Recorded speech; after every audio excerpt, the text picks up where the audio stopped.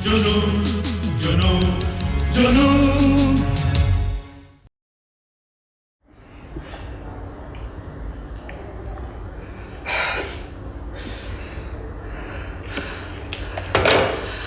आओ भाई रामदास भाई आओ। मन में मैं तुम्हें ही याद कर रहा था।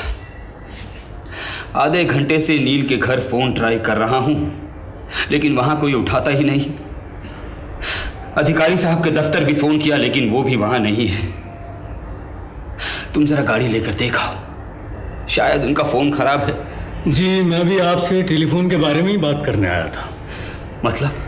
बिटिया अभी अभी रिसेप्शनिस्ट पर बरस पड़ी, कहने लगी उसके कमरे का टेलीफोन कनेक्ट होना चाहिए। उसने कहा कि इस सिलसिले में वो आपसे बात करें, तो कहने लगी कि बॉस मैं हूं, अगर उसके कमरे का टेलीफोन कनेक्ट नहीं हुआ तो उसे नौकरी से निकाल देगी।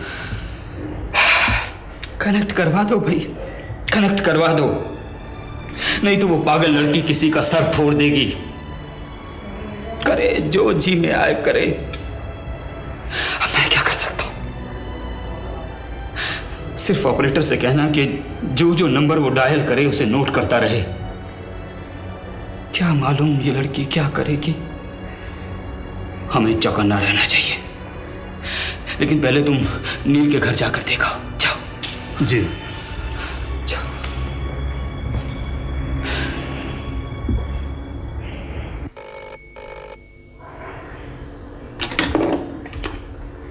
हेलो, आपने मेरा टेलीफोन कनेक्ट कर दिया मैडम, इसके लिए बहुत बहुत शुक्रिया।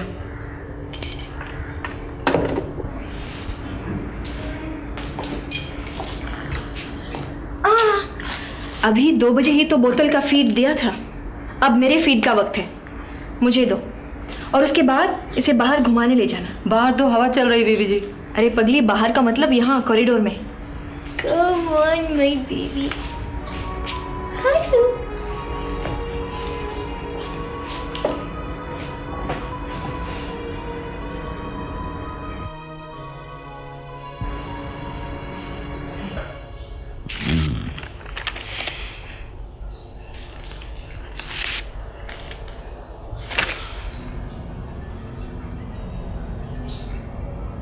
केशव की माँ और उसका पति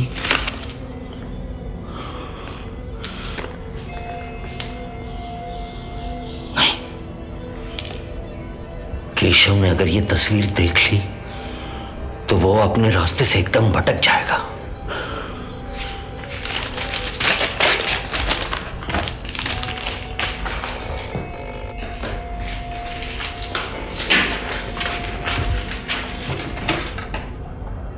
हेलो, हाँ कौन बात कर रहा है? मैं मिनी अग्रवाल बोल रही हूँ। साहब है? हाँ के साहब। हाँ जरा रुकना, बुलाता हूँ। हाँ रुकना। केशव, केशवा, अरे बाबा तेरा फोन आया है, जल्दी।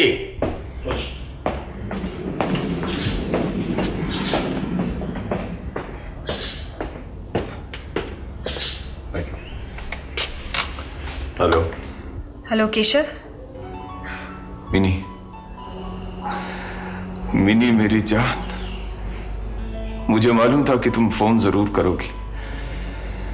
नर्सिंग होम से पता चल गया कि तुम घर वापस आ गई हो। मैं अब आज़ाद हूँ केशव, बिल्कुल आज़ाद। नहीं मिनी, तुम तब तक आजाद नहीं हो सकती जब तक तुम उस वकील से डिवोर्स नहीं ले लेती। वो मेरा बेटा लेने आया था, और जब तक उसे मेरा बेटा नहीं मिलेगा वो मुझे डिवोर्स नहीं देगा केशव। तो दे दो बच्चा, बेटा उसका है, उसको दे दो। नहीं, ये मेरा बेटा है और मैं उसे इस बच्चे को हाथ तक लगाने नहीं दूंगी। वो समझता है कि वो जीत जाएगा। नहीं, मैं उसे सारी जिंदगी इस बच्चे के लिए तड़पाऊंगी। क्या समझता है वो मिनी को? शांति मेरी जान, शांति। तुम अगर बच्चा नहीं देना चाहती हो तो मत दो। केशव, इससे पहले कि वो कोई कानूनी कार्रवाई करे, मैं उसे अदालत ले जाना चाहती हूँ। किसी अच्छे से लॉयर को मेरे पास भेज दो, मैं डिवोर्स के लिए अप्लाई करना चाहती हूँ। बहुत अच्छी बात है, मैं वकील कल ही भेज दूंगा। लेकिन तुम्हारा पापा उसे तुमसे मिलने देगा? उसे कोई नहीं रोक सकता। मैं वापस आ गई हूँ किशोर, और इसलिए अब होटल अपोलो में हर काम मेरी मर्जी से चलेगा। हाँ मिनी, तुम वाकई वापस आ गई हो। वही पहली वाली मिनी, वही हिम्मत वाली मिनी।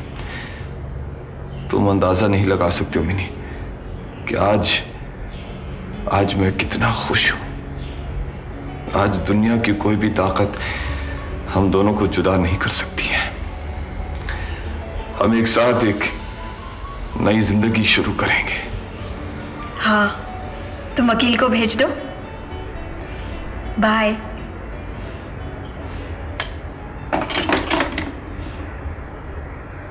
नहीं भाई नहीं। अरे धनराज जी खुद होते तो आमने सामने कोनो बात भी होती। न जाने कौन ही साधु का बेच दिया है हम पर जादू करेगा वास्ते। नीचे बैठो महाजन, तुम नहीं जानते तुम किन से बात कर रहे हो। ये फैक्ट्रियां इन्हीं के कंधों पर एक मामूली से वर्कशॉप से उठकर यहाँ तक पहुंची हैं। नीचे बैठ जाओ। इन फैक्ट्रियों में बस तुम्हारी यूनियन का राज नहीं चलता। बोलने दीजिए मधुकर बाबू, बोलने दीजिए। जवान खून है, थोड़ा तो जोश मारेगा ही। सुनो बेटे, मैंने आदित्य धनराज को यहां इसलिए नहीं बुलाया ताकि तुम लोग बिना किसी रू रियायत के खुलकर बात कर सको। एक बात पूछ सकते हैं? आपकी इन फैक्ट्री में क्या दिलचस्पी है? आप तो पूजा पाठ करे वाले साधु के वस्त्र पहने हैं, फिर आप इन मामले में काहे पड़ रहे हैं? तुम लोग क्या समझते हो कि मैं आदित्य धनराज को इस भंवर से निकालने के लिए यहां आया हूं? नहीं, मैं तुम लोगों के लिए यहां आया हूं। सैकड़ों मजदूरों के भविष्य को बचाने और उनके अधिकारों की रक्षा करने के लिए मैं यहां आया हूं। क्योंकि तुम में से ज्यादातर मजदूर और कारीगर वो लोग हैं जिनके साथ सारी जिंदगी मैंने मेहनत की है, या फिर वो जो उन मजदूरों की औलाद हैं जो मेरे साथ काम किया करते थे। नहीं तो एक बार ये संसार छोड़ने के बाद मैं दोबारा यहां क्यों आता मेरे बच्चे? ये महाजन इन बारीकियों को क्या समझेगा लाला जी? अगर इसके पिताजी जिंदा होते तो वो इसे समझाते। तुमको मालूम है मधुकर बाबू, हमार बाप कौन हालत में मरा? अरे जब वो मरा तो उसके सर पर आपन छप्पर तक नहीं था। सारी जिंदगी इन लोगों की गुलामी करके क्या मिला उसको? तुम्हारे बाप ने जो भी कुछ कमाया वो शराब में उड़ा दिया। इसमें किसी का क्या कसूर है? देखिए, आप अपनी जबान संभाल के बात करिए। ये समय लड़ने झगड़ने का नहीं है। अगर तुम लोग आपस में लड़ते झगड़ते रहोगे तो किसी से अपने हक के लिए क्या लड़ोगे? अब मेरी बात गौर से सुनो। तुम लोग इन फैक्ट्रियों से उसी तरह से जुड़े हुए हो जिस तरह से एक किसान अपनी जमीन से जुड़ा होता है। अगर किसान हल नहीं जोतेगा तो वो खाएगा क्या? ये भाषण हमने बहुत सुने हैं साधु महाराज, आप तो काम का बात करिए। काम की बात ही तो कर रहा हूं। आदित्य धनराज ने अपनी मेहनत से इतना कमा लिया है बेटे कि उसकी 7 पुश्तें भी बिना कुछ किए सारी जिंदगी काट सकती हैं। और अगर उसने तंग आकर इन सारी फैक्ट्रियों को बंद कर दिया तो इन फैक्ट्रियों में काम करने वाले मजदूरों का क्या होगा, तुमने सोचा है?